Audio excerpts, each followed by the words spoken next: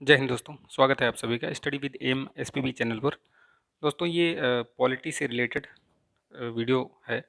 ठीक है, भारतीय राज्य व्यवस्था से संबंधित। तो इसमें भारतीय राज्य व्यवस्था से जो महत्वपूर्ण प्रश्न हैं, प्रीवियस ईयर के क्वेश्चंस हैं ये सब। ठीक है, कहीं ना कहीं किसी न किसी परीक्षाओं में ये पूछे गए हैं और अति महत्वपूर्ण है। इनसे आपका ये सिलेबस भी कंप्लीट होता रहेगा और इससे प्रैक्टिस भी होती रहेगी। ठीक है, तो इस सीरीज़ को कंटिन्यू करते हैं, चलाते हैं आगे, और आपको प्रश्नों के माध्यम से आपकी तैयारी को पुख्ता किया जाए। ठीक, तो ये सीरीज़ जो है चलती रहेगी। आप इसको लाइक कीजिए, शेयर कीजिए, और अगर आप इस चैनल पर नए हैं तो सब्सक्राइब कर लीजिए। ठीक है, सब्सक्राइब करके बेल आइकन दिखेगा आपको, उसको प्रेस कर लीजिएगा ताकि वीडियो का जो नोटिफिकेशन है वो आपको इमीडिएट पहुंच जाए आपके पास। ठीक, और आप इस तरीके के वीडियो से लाभान्वित हों। तो चलिए शुरू करते हैं, बिना समय को व्यतीत किए हुए प्रश्नों को शुरू करते हैं। अधिक से अधिक प्रश्नों को हल करेंगे, जितना भी हल कर पाएंगे इसमें, 15, 20, 25 जो भी है। ठीक है, तो चलिए शुरू करते हैं। निम्नलिखित में से किस अधिनियम के अंतर्गत भारतीय विधान परिषद को बजट में बहस करने की शक्ति प्राप्त हुई? तो आपको, अगर आपने पढ़ा है, इसका संवैधानिक विकास से संबंधित है ये। ठीक है, इसमें जो भी प्रश्न है वो सब संवैधानिक विकास से ही है। ठीक है, भारत का संवैधानिक विकास, तो उसमें आपको उसी से प्रश्न इसमें मिलेंगे। ठीक है, तो इसमें देखिए, निम्नलिखित में से किस अधिनियम के अंतर्गत भारतीय विधान परिषद को बजट पर बहस करने की शक्ति? तो ये 1892 पर जो है, ये जो अधिनियम आया था, भारतीय परिषद अधिनियम, उसमें ये शक्तियाँ दी गई थी। ठीक है, ध्यान रखिएगा इसको। संविधान सभा में सदस्यों को चुनाव कैसे हुआ था?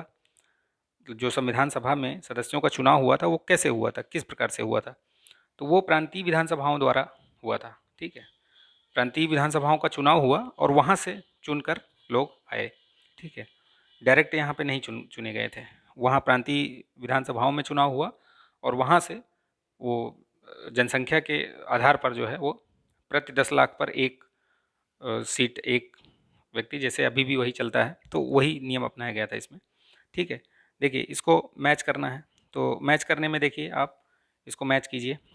तो इसमें देखिए, नियंत्रण परिषद की स्थापना, नियंत्रण परिषद की स्थापना का मतलब ये हुआ कि आप जो है किससे नियंत्रण हुआ था, यानी नियामक जो अधिनियम आया था, अगर आपको थोड़ा भी याद है तो इसके थ्रू था।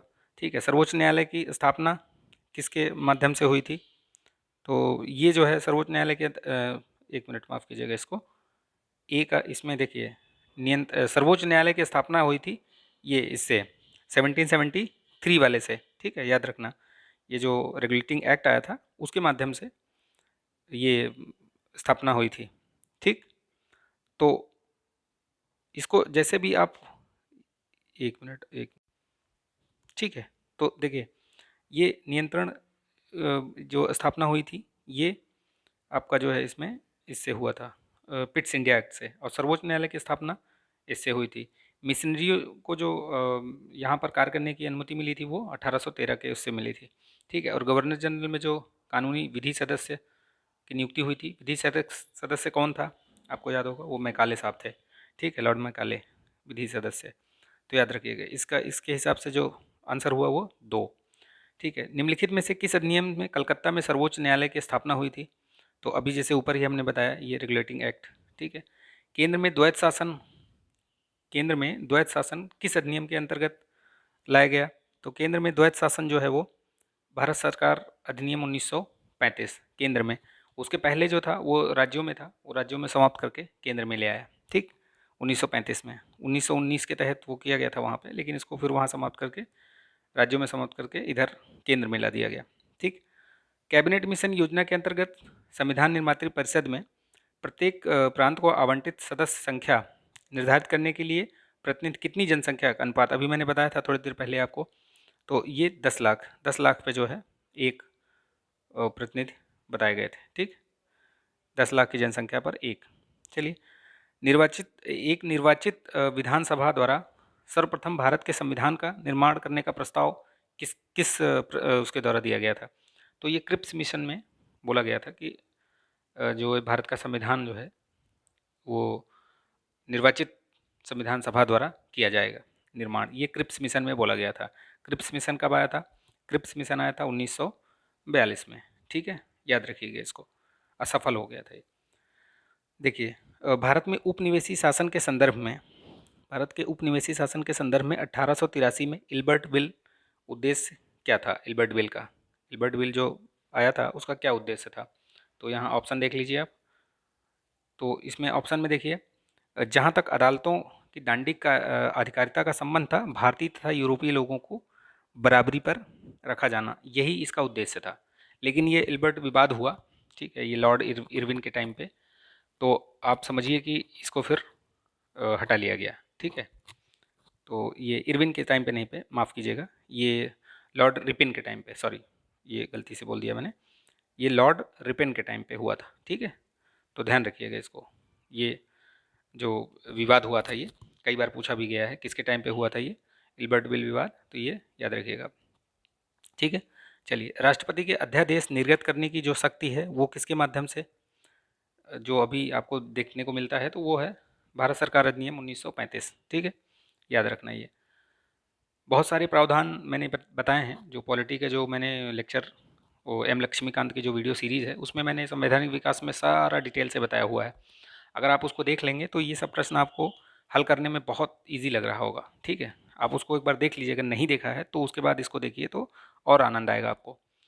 भारतीय पालिका परिषद में प्रथम बार द्विसदनीय कब बनाई गई थी? जो भारतीय विधान पालिका परिषद विधान पालिका थी उसको प्रथम बार द्विसदनीय कब बनाई गई थी?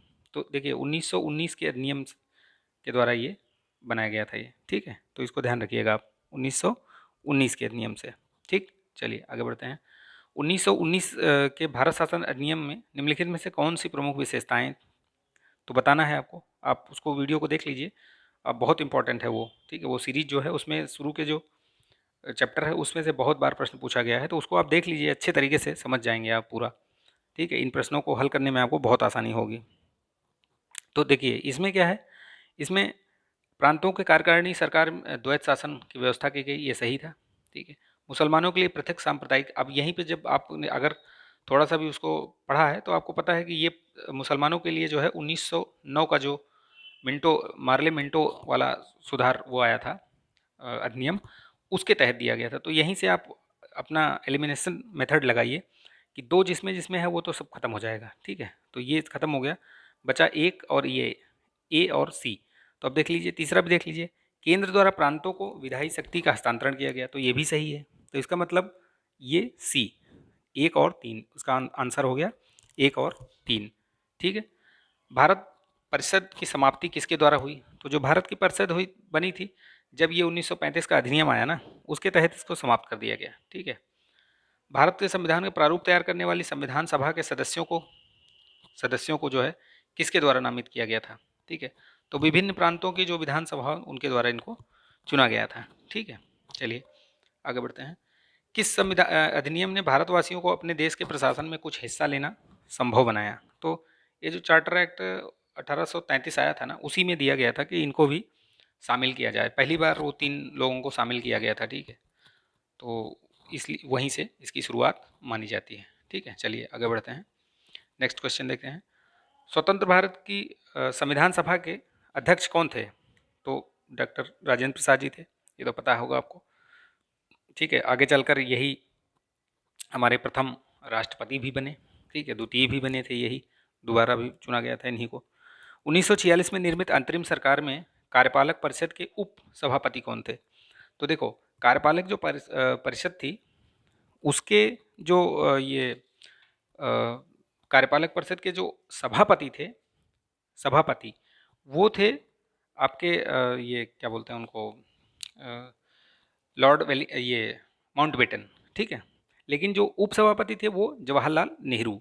तो ध्यान रखिएगा, ये कन्फ्यूज़न नहीं हो जाए कि कहीं आपको लगे कि डॉक्टर राजेंद्र प्रसाद रहे हों या फिर ये नहीं, वो अलग चीज़ है, कार्यपालिका अलग है और वो संविधान सभा वो अलग है, ठीक है। तो ध्यान रखना, ये अंतरिम सरकार के बारे में बोल रहा है ये।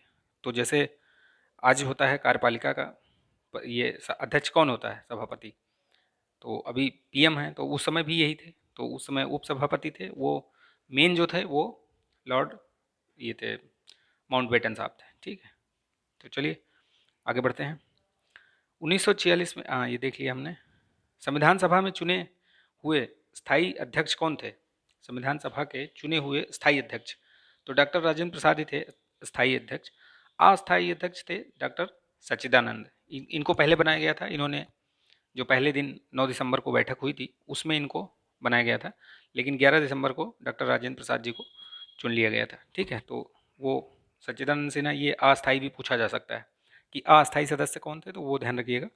अस्थायी सदस्य डॉक्टर सच्चिदानंद सिन्हा थे और स्थायी अध्यक्ष कौन था, डॉक्टर BR अम्बेडकर।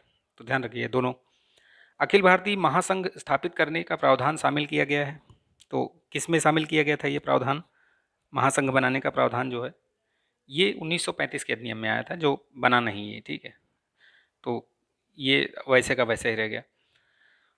भारत की संविधान निर्मात्री सभा के अध्यक्ष कौन थे, तो अभी बताया ही आपको मैंने, डॉक्टर राजेंद्र प्रसाद जी थे। भारत के संविधान की रचना हेतु संविधान सभा का विचार निम्नलिखित में से सर्वप्रथम किसने प्रस्तुत किया था, तो ये कांग्रेस पार्टी ने 1936 में जो है, नहीं माफ़ कीजिएगा, ये 1924 में स्वराज पार्टी ने दिया था ये पहली बार। ठीक है, उसके बाद ये इन्होंने भी दिया था, राव महोदय ने, क्या नाम इनका, VN राव। फिर उसके बाद ये इन्होंने भी बोला था, कांग्रेस पार्टी ने भी 1936 में इसको अपने उसमें बोला था, अपना जो एजेंडा इनका होता है ना, उसमें इन्होंने बोला था। ठीक है, चलिए, तो इसका आंसर है ए, ध्यान रखिएगा। निम्नलिखित में से कौन से कथन संविधान सभा के विषय में सही नहीं है, तो नहीं वाला ध्यान रखिएगा। वयस्क मताधिकार पर आधारित नहीं थी, सही बात है, ये तो मतलब सत्य है। वह प्रत्यक्ष निर्वाचन का परिणाम थी, तो यही जो है, आप देखिए 2 नंबर तो गलत है। ठीक है, तो अब एक सही है, तो एक वाला ऑप्शन हटा दीजिए इसमें से। एक वाला ऑप्शन जैसे ही इसमें देखिए, एक वयस्क मताधिकार पर आधारित नहीं थी। ठीक है, इसमें देखिए वयस्क मताधिकार, ठीक है, तो देखिए इसमें पूछ रहा है कि सही नहीं है, तो नहीं है का मतलब ये वयस्क मताधिकार पर आधारित नहीं थी, जबकि ये थी, यानी कि कहने का मतलब ये थी, वयस्क मताधिकार तो था, प्रत्यक्ष नहीं था ये। ठीक है, तो ये प्रत्यक्ष ना होकर के प्रत्यक्ष निर्वाचन का परिणाम नहीं था, यानी कि ये दोनों गलत है, यानी इसका आंसर हो जाएगा ए। बाकी सही है, बहुदलीय निकाय थी और अनेक समितियों के माध्यम से कार्य किया। आपको पता है कि बहुत सारी समितियां बनाई गई थी, झंडा समिति, ये समिति, कार्य संचालन समिति, संघीय समिति। ठीक है, सबके अध्यक्ष भी याद रखिएगा, प्रश्न बनता है उससे, पूछा गया है, कई बार पूछा गया है। देखिए, वेबल योजना के अनुसार कार्यकारी परिषद में हिंदू और मुस्लिमों की सदस्यों की संख्या समान होती थी। ठीक है, और क्योंकि वेबल का विचार था कि ऐसी व्यवस्था से भारत का बंटवारा बच सकता है, तो ये कथन तो सही है पर कारण गलत है। ठीक है, ये कारण ये गलत है, ये बंटवारा बच सकता है ऐसा कुछ इसमें ये नहीं, तो कथन सही है पर कारण गलत है। ठीक है, ध्यान रखिएगा इसको। भारतीय संविधान सभा की स्थापना कब की गई थी, तो ये 9 दिसंबर 1946 को। ठीक, सीधा सीधा फैक्ट है, याद रखिएगा इसको। भारतीय संविधान को बनाने हेतु संविधान सभा में कुल कितने कितने उसके कितने अधिवेशन हुए थे, यानी अधिवेशन का मतलब है संविधान सभा के कुल कितने अधिवेशन हुए, यानी उसकी बैठकें मान के चलिए कि आप कितनी बार हुई हैं, तो ये 12 बार। ठीक है, 12 अधिवेशन हुए उसकी। ठीक, संविधान सभा में वयस्क मताधिकार को 15 वर्ष के लिए स्थगित करने की बात किसने कही थी, किसने बोला था कि वयस्क मताधिकार को 15 वर्ष तक के लिए स्थगित कर दिया जाना चाहिए, तो मौलाना आज़ाद ने कही थी ये बात, ध्यान रखिएगा इसको। ठीक है, तो 30 तक करते हैं यहाँ इस वीडियो में, 30 प्रश्नों को, उसके बाद आगे नेक्स्ट वीडियो में करेंगे। ठीक है, 1935 के अधिनियम के द्वारा संघ में अवशेष शक्तियाँ किसको दी गई थी, तो ये जो भी गवर्नर जनरल थे वो उस समय उनको दी गई थी। ठीक है, ध्यान रखिएगा।